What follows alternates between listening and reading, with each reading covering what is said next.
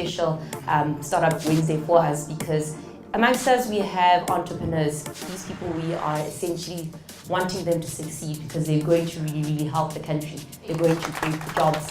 On that note, Monique, tell us about 500 startups. I mean, it's everybody's very excited. Geeks on a plane. Everybody has been anticipating for you guys to finally arrive in Johannesburg. Tell us more about 500 startups. So far, we've invested in roughly 1,800 companies.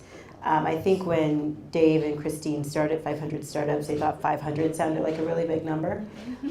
So now we are getting very close to the 1,800 number mark.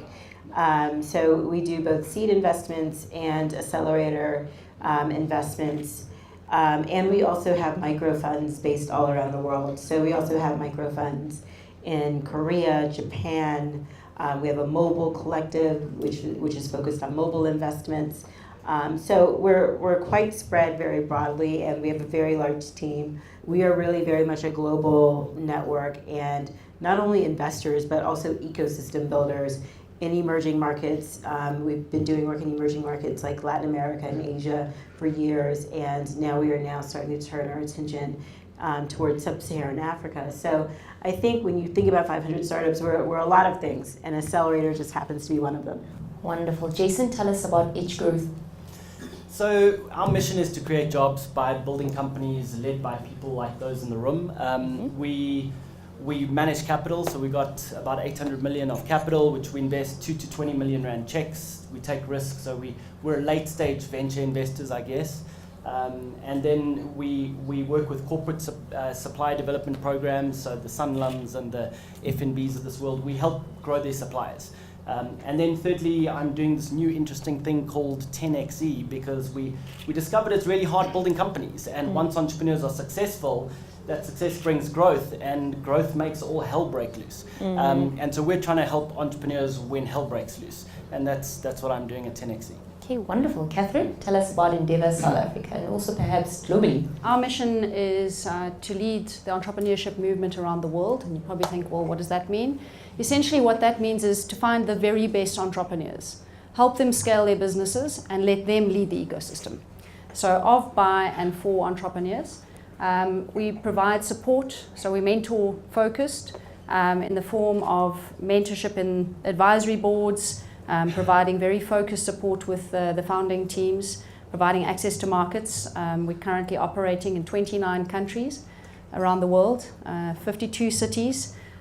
We screen on close to about, I think it's on 20 or 30,000 companies every 7 years. So currently we're way in excess of that. In South Africa, we're screening about 1,000 odd companies a year.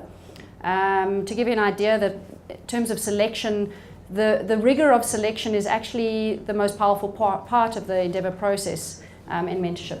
So in actually providing that constructive feedback and crit on the business. So it takes founders out of working in the day-to-day grind and solving problems to taking them to a position of working on their business and thinking about what does growth look like and how do we deal with chaos.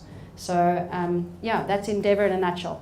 Brilliant. Catherine, whilst you're on that note, the topic of today is accelerating your business. Can you kindly unpack what acceleration is and what role does it play in really helping SMEs grow in South Africa? If you think about South Africa's landscape, just to give you an idea, Andy, if anyone's familiar with Andy, I've done a study about a year or so ago, and they looked at the ecosystem and they looked at who the providers of support, funding, who are the education hubs that are providing these incubators that can provide initial support to startups. And when they did that mapping, they said there were about 215 supporters. So that's everything from someone who says, hi, I'm a mentor, right through to these acceleration programs and growth programs. The study was repeated about 2 weeks ago, and I understand that there's 100 more. So that means 315 odd support providers. So now what does that mean? Do we have more incubators, more accelerators? And I think this is the question is, where does acceleration start?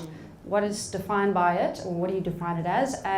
And what is the role of an accelerator, and is it any good? So incubation essentially is when you're taking an idea and really thinking about taking that idea to formulation, which is there a market? Is there a customer?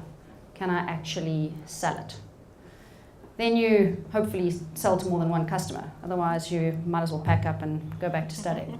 The acceleration side is debatable. I started reading about it a while ago and trying to accumulate some data. And I heard a nice frame. They said it's essentially the scaffolding that helps entrepreneurs grow. So scaffolding means that there's different rungs, right? And excuse me if I'm being really basic in my terminology, but the first rung is, have you got something, have you got an idea, and have you got a team, and have you actually got a customer base that's going to want to buy more from you? How are you going to make your product and service or solution so sticky that you actually need to take on capital so that you can scale it? And I think that's where acceleration really in its true form starts. So 500 startups certainly are masters at it, where they actually take an equity position in the business. Jason, you mentioned 10xe, which is one of your programs at Edge. Unpack your program for us. What have been your successes? What are the challenges? And what do you aim to achieve with 10xe? What we found is post-acceleration, right? Business has found its route to market. It's got kind of a marketing strategy, and it's been scaling for 2 or 3 years. It's got 20 or 30 people. It's probably break even or profitable now. By this point in time, founders are often burnt out. There are a lot of the wrong people on the bus. There's a lot of mess going on in the business because the business has grown quite, chaotically. So 10xe's mission is really to help those businesses. At that point, they're now at kind of 15 to 30 people typically to 10x their business from that point on. So it's a post-accelerator program. It focuses kind of 1 quarter on getting, refreshing the strategy. Now that we've tried a whole lot of stuff, what are we really going to scale? What are we going to scale 10x? What are the systems by which we're going to manage that scale? And then half of the focus is on the human capital stuff, like what people in what roles, and how do we structure the second level of management team that becomes the hardest challenge as we scale, building the next level of management beneath the founders. How do we build a sales function that's really scalable and effective without the CEO involved in any sales anymore? So in South Africa, how big is the scale-up industry? How many scale-ups do we have? And are these guys scaling up locally, continentally, or globally? Like, how far does it span? So it's a tiny market, I estimate, of under 2,000 businesses that are really have 10x scale potential, and they're still going to be small businesses, right? By like F&B scale. I'm talking about a business that'll become 200 million turnover or 300 million turnover. There are about 2,000 of those, I estimate. Monique, a lot of global, disruptive companies like Uber, Credit Karma, which is one of your companies, Airbnb, have emanated from accelerator programs like, Techstars, Y Combinator, 500 startups. Tell us about the accelerator program industry in America, and also how has it rapidly grown over the years? We have had some successes. We have 3 unicorns in our portfolio. Not all of those came from the seed program or the accelerator, but we do have 3 unicorns in our portfolio. They are Twilio, Credit Karma, and Grab Taxi out of Asia. And we have 3 what we call centaurs, which are companies worth 100 million or more, 100 million to $1 billion. And we have about 35 of those. And a lot of those did come through our seed program and Series A programs. And what we're seeing is that the market in San Francisco and in Silicon Valley for accelerators has really matured. And I would consider 500 Startups, YC, and Techstars, 3 of the top programs. I'm, of course, biased toward 500 Startups. But, I think that there was a time when there was a little bit of a glut in the market where you had everybody and their mother launching an accelerator program. And a lot of those accelerator programs died, just like a lot of startups die. And I think what you're left with is really the cream off the top. And so, whether you're going to YC, Techstars, or 500, you have to know kind of what you're in for, the type of program that you're in for when you approach those venture funds. Catherine, it seems like funding is a key component of having a great accelerator program. And I know recently Endeavour has enabled one of the funds called Harvest Venture Capital. And with the various funds that are coming up, there's a SME fund that was launched, the 1.5 billion Rand fund that is established. Tell us more about the one that's linked to Endeavour. What are you aiming to achieve through that particular fund? One of the gaps we're seeing in the South African market is, we're seeing companies that are growing 30 to 40% per annum. Majority of those are looking offshore and are starting to service international clients. And guess what? They need a lot of money. And they've got to hire people in dollar-based economies. And Rand, depending on whether it's another renegade, doesn't stretch that far. So they're needing to raise huge amounts of growth capital and need very patient, very understanding investors as they start delving into these markets. As Jason pointed out, you can spend a lot of money and still not be successful. So essentially what we recognize in South Africa, from an Endeavour standpoint, is Endeavour has a passive co-investment fund called Catalyst. Catalyst typically looks at businesses that are raising $5 million of equity or more. So you raise your eyebrows, that's a large sum of money for a South African business.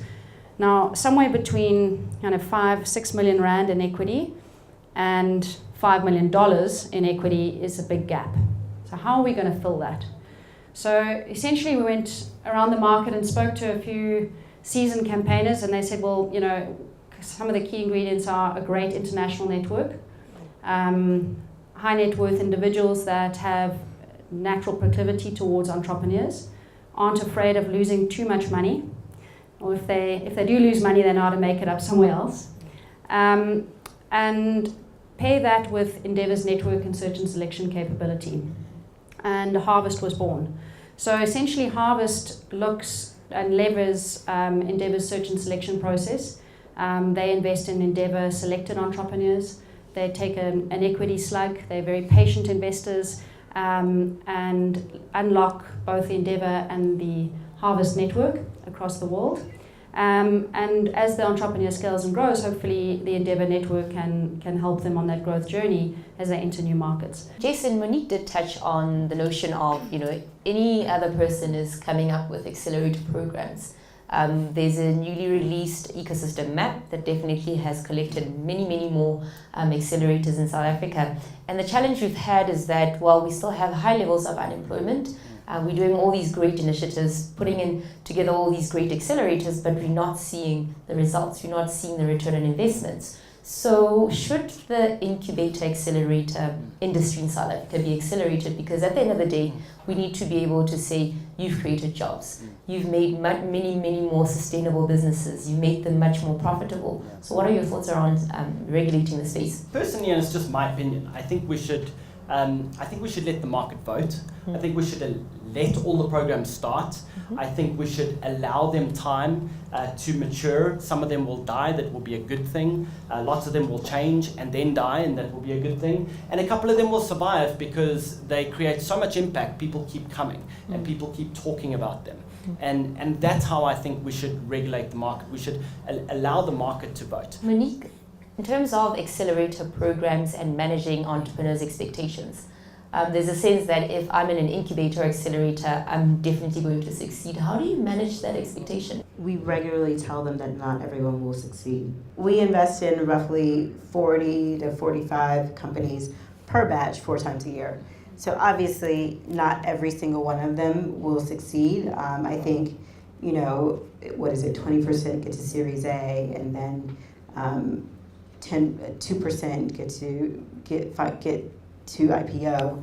So by those numbers, obviously not every single company in an accelerator is going to make it all the way and have a positive outcome. If you're coming into an accelerator thinking that an accelerator is the magic bullet to success, it's not. It's a way to get you to the next stage in your own company's development. And you still have to be extremely driven and focused, and anything can happen, not only during the accelerator, but after the accelerator is over. So you have an entire lifetime of a company that happens after our 4 months. And you have to understand that it's going to take a lot of really hard work in order to truly make it.